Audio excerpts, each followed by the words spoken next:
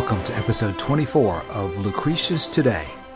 I'm your host Cassius, and together with my panelists from the EpicureanFriends.com forum, we'll walk you through the 6 books of Lucretius's poem and discuss how Epicurean philosophy can apply to you today. Be aware that none of us are professional philosophers, and everyone here is a self-taught Epicurean. We encourage you to study Epicurus for yourself, and we suggest the best place to start is the book Epicurus and His Philosophy by Canadian professor Norman DeWitt. Before we start, here are our 3 ground rules. First, our aim is to bring you an accurate presentation of classical Epicurean philosophy as the ancient Epicureans understood it, which may or may not be the same as what you hear about Epicurus at other places today. Second, we aren't talking about Lucretius with the goal of promoting any modern political perspective. Epicurus must be understood on his own, and not in terms of competitive schools which may seem similar to Epicurus but are fundamentally different and incompatible, such as Stoicism, Humanism, Buddhism, Taoism, Atheism, or Marxism. Third, the essential base of Epicurean philosophy is a fundamental view of the nature of the universe. When you read the words of Lucretius, you'll find that Epicurus did not teach the pursuit of virtue or luxury or simple living as ends in themselves, but rather he taught the pursuit of pleasure. From this perspective, it is feeling which is the guide of life, and not supernatural gods, idealism, or virtue ethics. And as important as anything else, Epicurus taught that there's no life after death, and that any happiness we'll ever have must come in this life, which is why it is so important not to waste time in confusion. Now let's join today's discussion with Elaine reading the text. But some object to this, fools as they are, and conceive that simple matter cannot of itself, without the assistance of the gods, act so agreeably to the advantage and convenience of mankind as to change the seasons of the year, to produce the fruits, and to do other things which pleasure, the deity and great guide of life, persuades men to value and esteem. It could not induce us to propagate our race by the blandishments of tender love, lest the species of mankind should be extinct, for whose sake they pretend the gods made all the beings of the world. But all conceits like these fall greatly from the dictates of true reason. For though I were entirely ignorant of the rise of things, yet from the very nature of the heavens and the frame of many other bodies, I dare affirm and insist that the nature of the world was by no means created by the gods upon our account. It is so very faulty and imperfect, which, my Memmius, I shall fully explain. But now let us explain what remains to be said of motion. And here I think is the proper place to prove to you that no being can be carried upwards or ascend by any innate virtue of its own, lest by observing the tendency of flame you should be led into a mistake. For flame, you know, is borne upwards, as well as when it begins to blaze, as when it is increased by fuel. So the tender corn and lofty trees grow upwards. Nor when the flames aspire and reach the tops of houses and catch the rafters and the beams with a fierce blaze, are you to suppose they do this by voluntary motion and not compelled by force. 'Tis the same when blood gushes from a vein. It spouts bounding upwards and sprinkles all about the purple stream. Don't you observe likewise with what force the water throws up the beams and posts of wood? The more we plunge them in and press them down with all our might, the more forcibly the stream spews them upwards and sends them back, so that they rise and leap up at least half their thickness above the water. And yet, I think, we make no question that all things as they pass through empty void are carried naturally down below. So likewise, the flame rises upwards, being forcibly pressed through the air, though its weight, by its natural gravity, endeavors to descend. Don't you see the nightly meteors of the sky flying aloft and drawing after them long trains of flame, which way soever nature yields a passage? Don't you see also the stars and fiery vapors fall downwards upon the earth? The sun, too, scatters from the tops of heaven his beams all round, and sows the fields with light. Its rays, therefore, are downward sent to us below. You see the lightning through opposing showers fly all about. The fires burst from clouds. Now here they're engaged. At length the burning vapor falls down upon the ground. I desire you would attend closely upon this subject and observe that bodies, when they are carried downward through the void in a straight line, do at some time or other, but at no fixed and determinate time, and in some parts of the void likewise, but not in any one certain and determinate place of it, decline a little from the direct line by their own strength and power. So nevertheless, the direct motion can be said to be changed the least that can be imagined. If the seeds did not decline in their descent, they would all fall downwards through the empty void like drops of rain. There would be no blow, no stroke given by the seeds overtaking one another, and by consequence, nature could never have produced anything. But if anyone should suppose that the heavier seeds, as they are carried by a swift motion through the void in a straight line, might overtake and fall from above upon the lighter, and so occasion those strokes which produce a genial motion by which things are formed, he is entirely out of the way and wanders from the rule of true reason. Indeed, whatever falls downward through the water or through the air must necessarily have its speed hastened in proportion to its weight. And for this reason, because the body of water and the thin nature of the air cannot equally delay the progress of everything that is to pass through it, but must be obliged to give way soonest to heavy bodies. But on the contrary, mere empty space cannot oppose the passage of anything in any manner, but must, as its nature requires, continue forever to give way. Therefore, all things must be carried with equal force through a void that cannot resist, though their several weights be unequal, so that the heavier bodies can never fall from above upon the lighter, nor occasion those blows which may change their motions, and by which all things are naturally produced. It follows then that the seeds do every now and then decline a little from a direct line in their descent, though the least that can be imagined, lest we think their motion were oblique, which the nature of things refutes. For we see this as plain and obvious, that bodies by their natural gravity do not obliquely descend when they fall swiftly from above through a void, which you may discover by your eyes, but that nothing declines in its descent ever so little from a direct line. Who is so sharp-sighted as to distinguish? Thanks, Elaine. There's a lot of text here. Yeah. What are you thinking?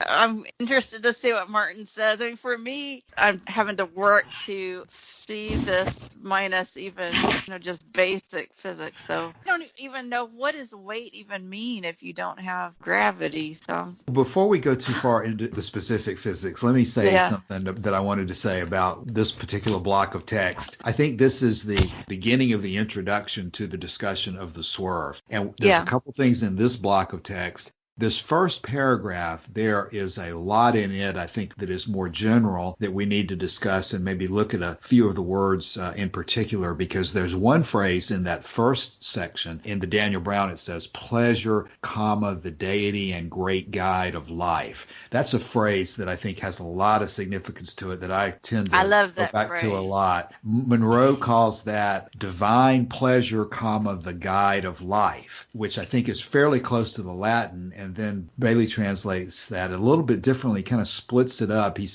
talks about which divine pleasure wins men to approach, while she herself the leader of life. So he goes a little bit differently, but this is one of the phrases in Lucretius that really is a direct statement that pleasure is the leader of life. That sometimes we don't have it stated so directly. But anyway, I'd like for us to talk about that first passage. And then in summary, a lot of the rest of it is introducing the idea that the swerve exists, that it occurs only to a very small degree. But mainly the point I wanted to raise is that the swerve in Lucretius has two major functions. This first part that we're discussing today is a discussion of how the atoms first collide rather than falling straight down, which leads the universe to be formed in the first place. So the next week we'll discuss the second function, which is the free will aspect of it. But in this first introduction part, he's simply talking about how they deviate ever so slightly from a straight line, but it's enough to bring them into contact to form the collisions that cause everything else to occur. So Can you,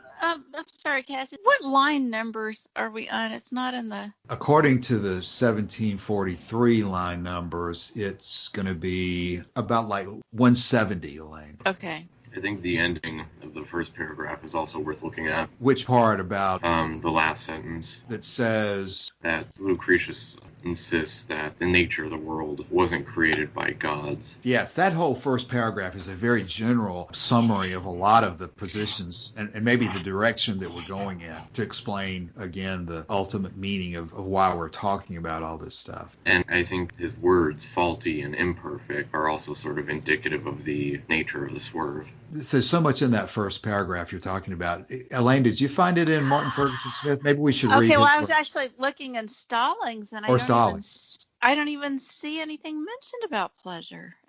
It should start with, but certain people, ignorant of matter, are at odds with this and think that it is impossible without the gods for nature to create the crops and alternate the seasons in such convenient accordance with our human reasons. Doesn't mention pleasure. I can't believe our poet did not do that. What is up with that? Let's see. Let me go to find Martin Ferguson Smith. It's hard to believe that it's not. Okay, so Martin Ferguson Smith. And 168. Yes, okay, go ahead. And yet, in defiance of these facts, certain theorists, ignorant of the properties of matter, believe that in the absence of divine direction, nature could not conform so obligingly to human requirements by changing the seasons of the year, by producing crops, and indeed all the other gifts to which mortals are beckoned by divine pleasure, the leader of their life, their escort, who entices them through the acts of Venus. That's nice. Right. So, wow. Why did Stallings do that? That is so interesting. What, Charles, are you seeing the same things in Stallings? Because while we look at that, the rest of what Elaine didn't read is who entices them through acts of Venus to reproduce their kind so that the human race may be saved from extinction. And then in supposing that the gods have arranged everything for the benefit of humanity, these thinkers have obviously deviated far from the path of sound judgment in every respect. Yeah. Even if I had no knowledge of the primary elements of things, I would venture to deduce from the actual behavior of the sky and from many other facts, evidence, and proof that the world was by no means created for us by divine agency. It is marked by such serious flaws. Later, Memmius, I will make this plain to you, but now I will complete my explanation of the movement of atoms. So that, I like his version of it, very clear there. Yeah, I like the Martin Ferguson Smith. It's a poetic passage here, so it's kind of disappointing that the poetry translation didn't run with that. Charles, are you seeing that too? That Stallings has left it out? I have a Stallings copy, and yeah, there's not a single mention of pleasure or propagating the species or anything. That's amazing. Well, I know sometimes people use different orderings of the text, but I would have thought that Stallings was using basically the same thing Martin Ferguson Smith has. I don't understand that either. Yes, she has previously. We could almost spend the whole day today talking about that paragraph. So Martin Ferguson Smith is saying that he's referring to Stoics and Platonists. Yeah, Plato and the Stoics is who he's referring to, and yet in defiance of these facts, certain theorists, and then he puts a footnote and he says he's talking about Plato and the Stoics, which I think probably is correct. And so this is the argument that matter of itself cannot come together and act in ways that produce us in the seasons of the year and all that other stuff, that the gods have to be guiding matter in order for it to occur, which gets you into the argument about whether matter alone can be active or whether there's some kind of spiritual dimension or some other outside force that controls it. But then that's when he adds in the things which pleasure, the deity and great guide of life, persuades man to value and esteem. So do y'all agree that he's putting pleasure in the role of what everybody normally thinks that God does to guide living things? Yeah. Yeah, it's a bit of a personification, but Lucretius is known for that. Right. Okay, well, another comment I wanted to make on that paragraph was that lest conceits like these fall greatly from the dictates of true reason, meaning that, again, true reason is what he's considering Epicurean philosophy to be. He's not slamming reason in general. He's saying true reason. Reason based on observation, right? Practical reason. I see Martin Ferguson Smith says sound judgment. Yeah, that's a good one. Sound judgment. I like that. Okay, and then for even if I were entirely ignorant of the rise of things, I dare affirm that the nature of the world, you don't even need, he's saying, to have this atomic theory to realize that the world is not made specially for humanity because it is so faulty and imperfect. Yeah. That's an independent argument that you often see. Well, we still see that today, arguing against, if I'd have been God, I would have made it better. If you're really omnipotent, what the heck, So he's interrupted his atomic discussion to insert this, which does give us, I think, a good reminder of where we are and where we're going. Okay, well, now let's get back to the physics. Okay, so this next one is about him observing tendencies of things to go upwards, the flames and the arterial blood and buoyancy of things in water. Those three observations. Yeah, but he lets us know in the beginning that he said, lest by observing this, don't get led into a mistake.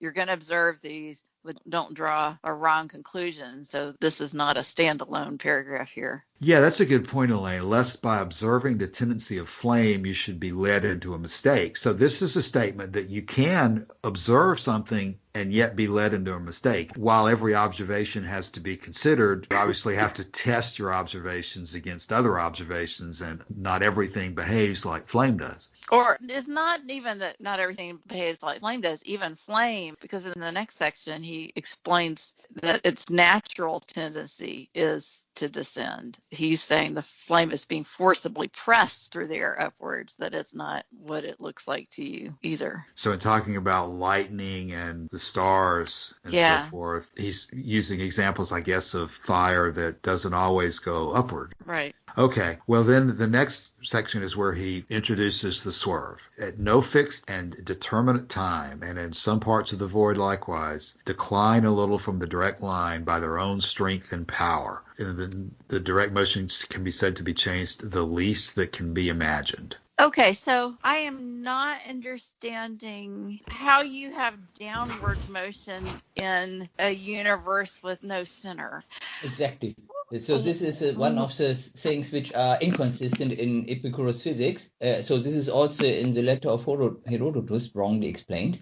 Yeah. And it just doesn't make sense. And this is because Epicurus and also in the subsequent centuries, the people just didn't have the proper theory of gravity. And that was only Newton who came up with the right approach. And before that, no one... I didn't see any consistent explanation of gravity which happened before Newton. So, Martin, wouldn't it, even if you didn't know that, I still don't understand why he would think there was a direction down if there's no center and no edge. Because at Earth, the only place we can observe at that time, it was only on Earth. And on Earth, everything looks like at the place where you are, where you observe. You see everything goes down. Yeah. But this can be used as a reason. I've seen this in at least one place, so that they think Epicurus was a flat earther. I have doubt on this one, but this could possibly be the case, which is a bit surprising because other Greeks knew at that time already that the Earth is approximately a sphere.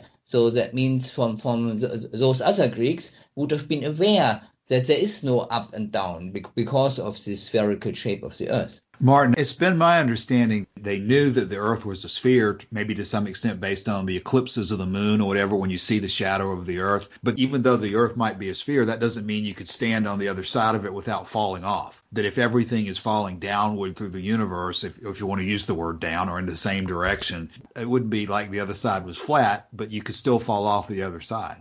Not really, because Earth would fall with the same speed. So that means they would just hover. That's a good point. But they would not experience this gravity we have. No? Right. And we kind of covered this maybe in an earlier section, but I do get the impression that the commentators think that Epicurus thought that you could fall off the other side. Now, maybe you're right about what you just said, that if everything's falling, then you wouldn't fall off because you wouldn't move any faster than the Earth is. That's probably a very good point, Martin. That's the explanation of why you could be existing on the other side of the Earth, even in Epicurus's theory, because everything's falling the same speed. And that's what he's saying here, in fact, that in the passages we're talking about today, that just because something might be heavier, it's not going to fall any faster. So you'd have to integrate all that to kind of make sense of it. But I haven't seen the allegation that he was a flat earther, but I've seen the allegation that that's why he's saying people on the other side of the Earth would be walking upside down in some way, that he thought that on the other side of the Earth, the same force of downward motion would be carrying people down. I never got the impression from the letter to Herodotus that Epicurus was a flat earther. But I know it's been discussed before in Lucretius. I guess you have to be careful about what the definition of flat earther means, because I have a picture of looking like a frying pan or something where you really have a flat bottom to it. I don't know what the right answer is here, but I don't get the impression he took that position, but I do get the impression that he thought you might be able to fall off the other side. He knew that the Earth was not the center of the universe, but he didn't know that there was a gravity field within a particular planet that would bring everything to the center of that planet.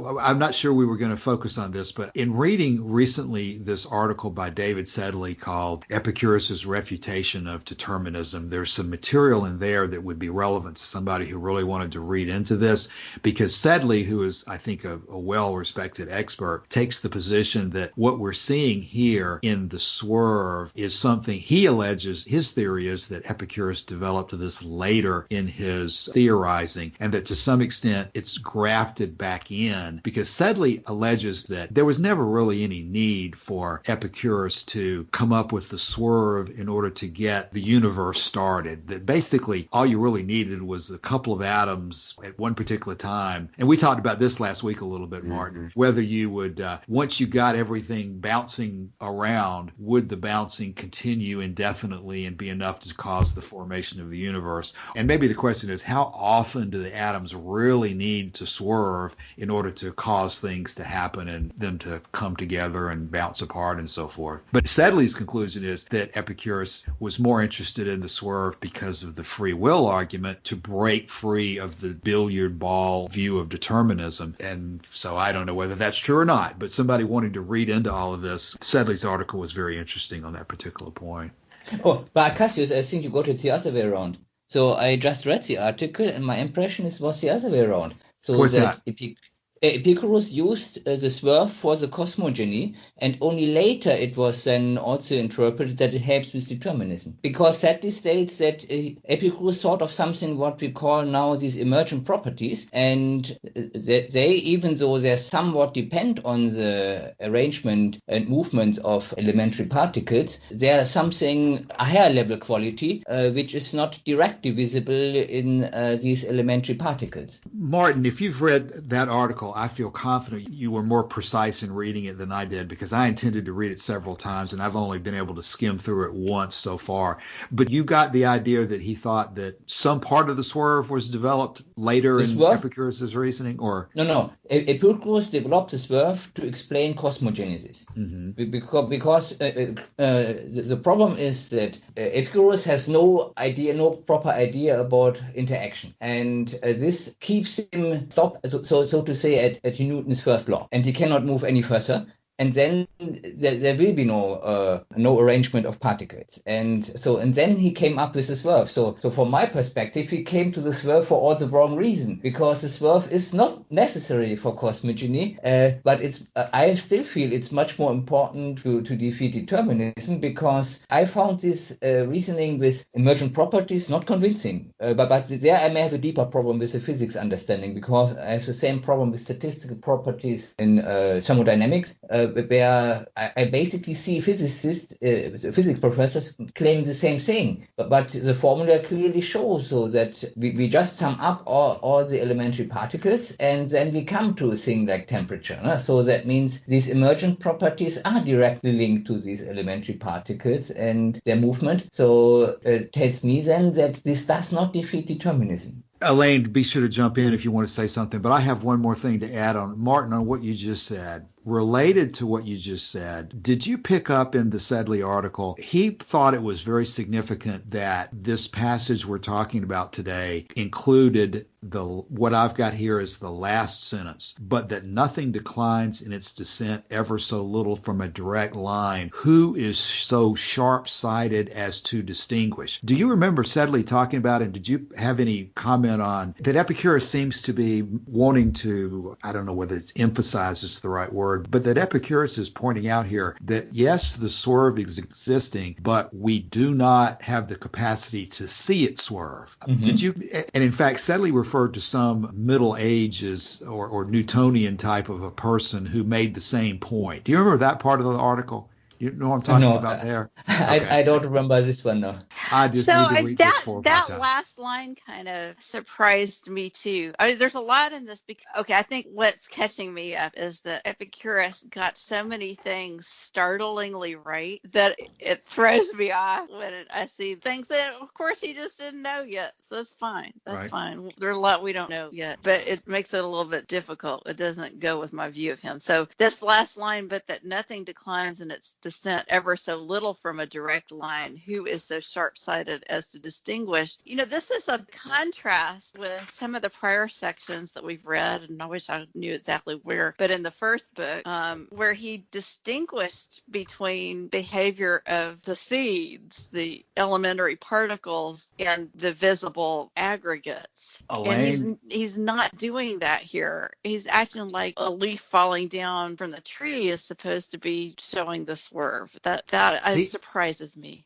See, I wish I were much more on top of this to be able to address this with more authority. But that's why I found that article so interesting, Elaine, because I think Sedley ends up concluding that this last sentence that you're talking about is maybe one of Epicurus's most brilliant and important things in this section, because I think he's relating it. I don't understand it, obviously, and I don't remember it either very well, what Sedley was arguing, but I think he was relating it to the issue that we don't have the capacity to see an atom. So I think maybe it's related to the fact that if we know we can't see an atom, by definition, we cannot see it swerve. But nevertheless, even though we cannot see the atom or it swerving, we do conclude that it exists. It may not be the worded. Go ahead. We can see its effects. I was thinking about how the swerve related to his comparison of dust or dust particles in a stream of light in a dark room. Right.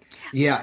I guess what Cassius, I think what's messing me up is he's in this section here. He says it follows that the seeds do every now and then a little decline. Okay, so we've got that sentence where it's clear that he's talking about the seeds. This next sentence, for we see, this is plain and obvious that bodies by their natural gravity, that's not seeds, do not obliquely descend. And then the next line doesn't clearly refer back to seeds. It sounds like the precedent for that is the bodies, because he doesn't reintroduce the term seeds. But I'm hoping he's talking about seeds and not that there's some invisible declination of bodies. You understand what I'm saying? I do. Yeah, I do. But it would be the same. Because if a particle which is bound inside the leaf swerves, then the whole leaf will swerve as well, but in even much smaller amounts than that particle wants to swerve. So that means once a particle swerves, also the bigger bodies can swerve, but both motions are too small that we can detect it. Well, that's only if everything is going down. So, okay, I see that. If everything's going down, that would have to happen. But swerving is not happening. Movement of elementary particles is not happening in the same direction as the leaf. So that's not true. No, but the average movement goes there. Of course, the individual particles move with much larger speed in all directions. But because they're forced into that body, they're held together by their interaction. So their average speed is like from that falling leaf. And that will be, if there's no wind, a straight line down. While we're thinking about that, the Martin Ferguson Smith version of that might be a slightly more clear, for it is a plain and manifest matter of observation that objects with weight left to themselves cannot travel an oblique course when they plunge from above, at least not perceptibly. But who can possibly perceive that they do not swerve at all from their vertical path? So, I don't know, he's wrestling with the same issue that I think Elaine is talking about. I think this is where Sedley was making the point, that he is saying that even though when we look out the window and we see leaves falling to the ground, they may appear to fall. Obviously, leaves are going to move around in different directions. I guess that's what you were raising, Elaine, is that was he making an analogy to leaves which don't fall straight down most of the time? Are we to deduce from... I was making a distinction between the subatomic action in the leaf, and I'm trying to still think about what Martin's saying. I'm not sure we're talking about the same thing, because obviously all the particles in the leaf are going with the leaf. They're in the leaf. But I think there's more to it, because the individual swerve and the sum of and the movements are different things. Yeah. Also, to be clear about what I said, I try to say within Epicurus' false physics. Okay. From the actual physics, because it's wrong from the start. Whatever you say there is wrong, basically. All right. Yeah.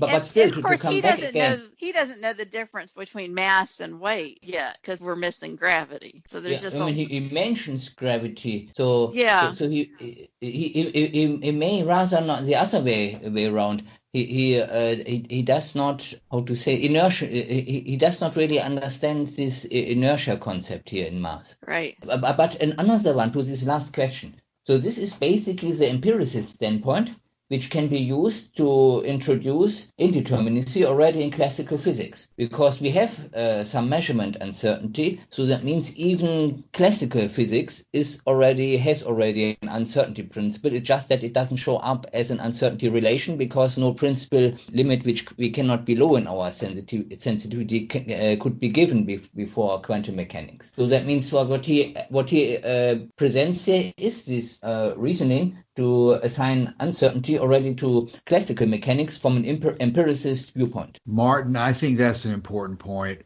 For somebody who's more simple-minded and less physics-oriented than you are, would it be correct if I were to say that what you're saying is that because our rulers or our measuring devices are only so accurate, we necessarily have to admit that any incremental change that is less than our smallest increment on our ruler, we don't know? Exactly. And then the consequence will carry on to the future, what will happen in the future. No? Yes. So we will have uncertainty with respect to the future. And so you're saying that even before Heisenberg ever came up with any kind of a theory that people started batting around, anybody who thinks about it hard enough has to realize that below the level of our precision, we don't know what's going on at that level. Mm-hmm. I mean, for me, it's not fully convincing, but this is one way to argue if we take empiricism seriously. But just to look it again into the whole perspective. So, like with the atoms, again, Epicurus came up with a way to in principle explain the world with the help of postulating the elementary particles. And the same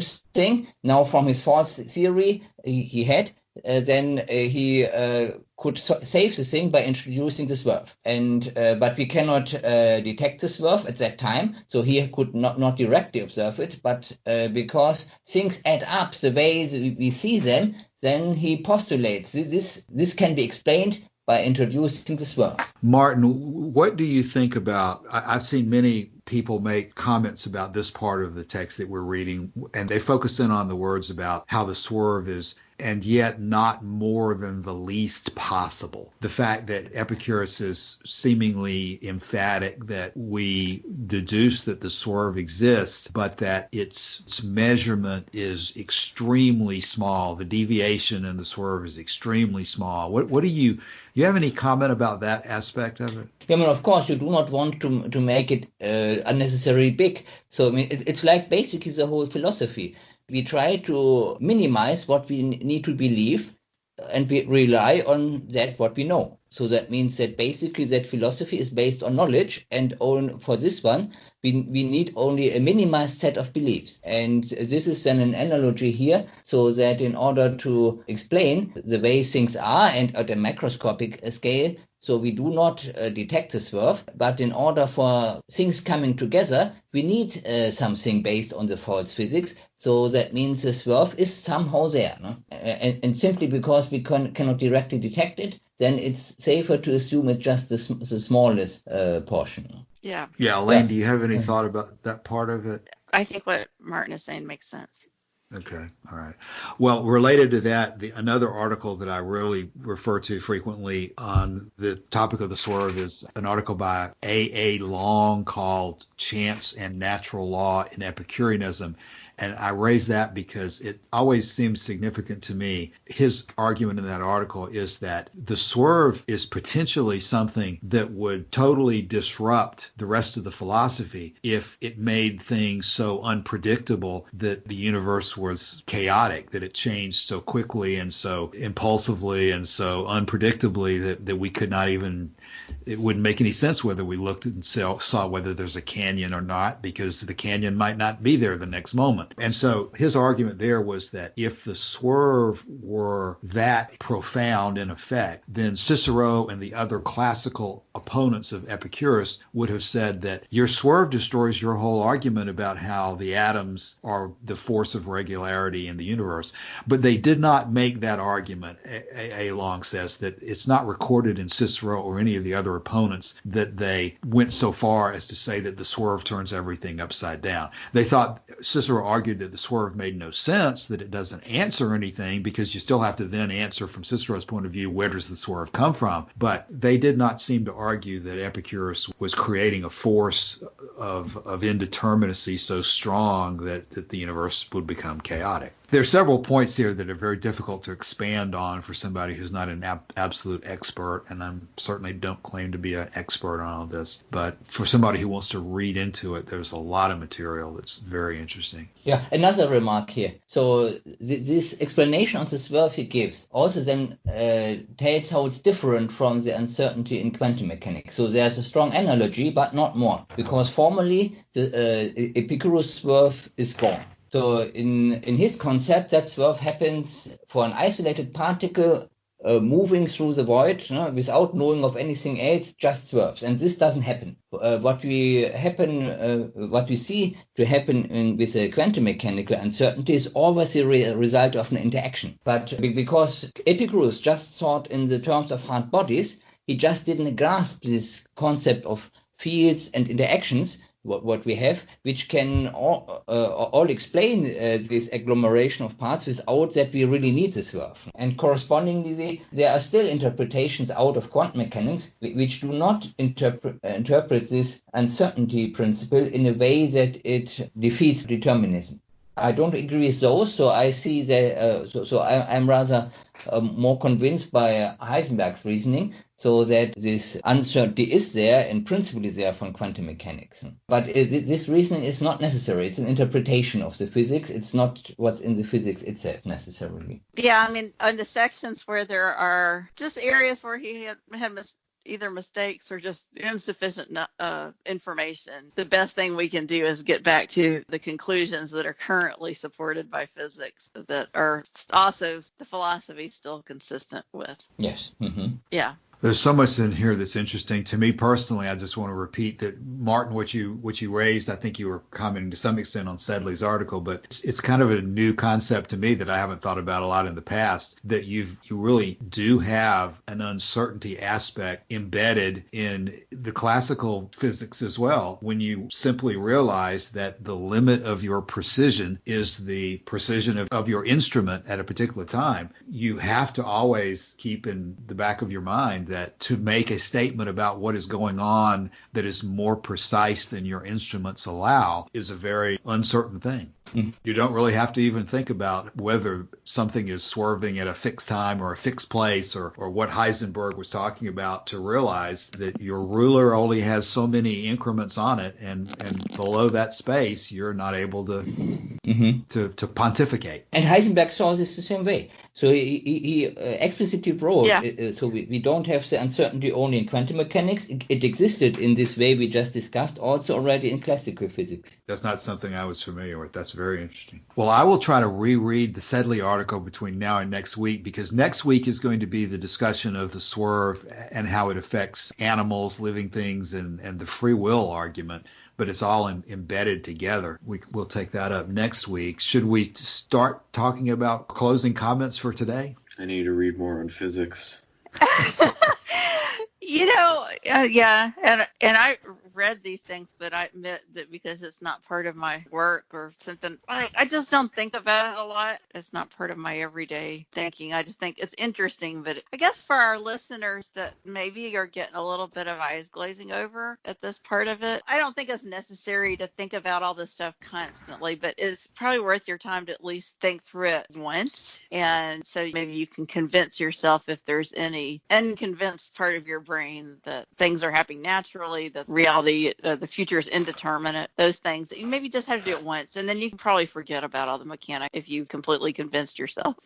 Yeah, the four of us have been raised in an environment where these issues, we kind of accept that they're resolved, that they're not of day-to-day significance, and we don't need to constantly be revisiting the issue of the mechanics of it. But depending on who you come into contact with, depending on who might be listening to the podcast, the whole issue of determinism and God's guiding everything to happen because it works out well for mankind, those are arguments that have been very powerful in the history of the world and probably will not go away completely ever. Yeah.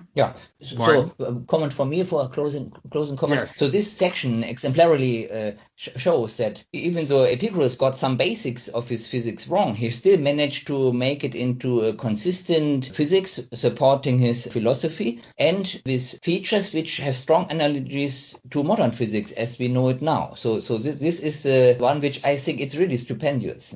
Right. Maybe my closing comment would be that I just know over the years of my reading that I've run into two particular articles that I would suggest that anybody interested in reading into this in more depth would be sure to read over before they moved on to another topic. And that is the A.A. Long article on chance and natural law and Epicureanism. And then an article I only read for the first time a couple of weeks ago, David Sedley's Epicurus' Refutation of Determinism. There's so much out there written about the swerve, the green block book and so forth that you can just get overwhelmed by the people who want to talk about the physics of it. But those two articles, in my experience, those two articles talk about the significance of the physics to the conclusions that Epicurus was drawing in terms of how the universe operates. And I think for most of us, that's where the rubber meets the road and what we're really interested in. Yeah. So for this one, I would say I agree with the Sedley article, but for myself, the Long article was too difficult. So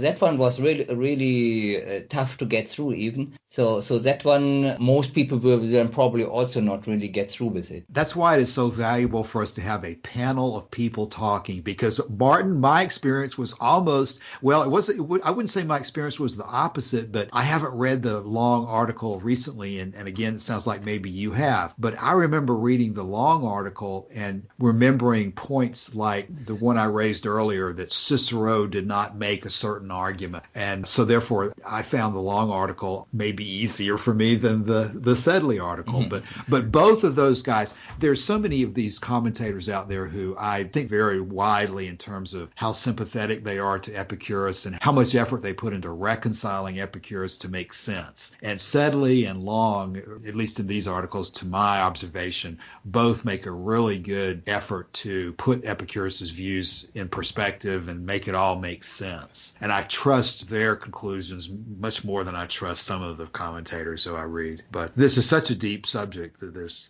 you could go on for days, years talking about it. Even though Charles hasn't had much to say today, right, Charles? Yes, I've been here listening. Well, we'll continue on to the free will aspect next week unless somebody has something else to add today. No, not for me. Okay. All right. Well, then thanks, everybody. We'll do it again in about a week. All right. Very good. Yeah. Hope you'll have a good week. Okay. Thanks. Bye. Thanks a lot. Bye-bye. Bye.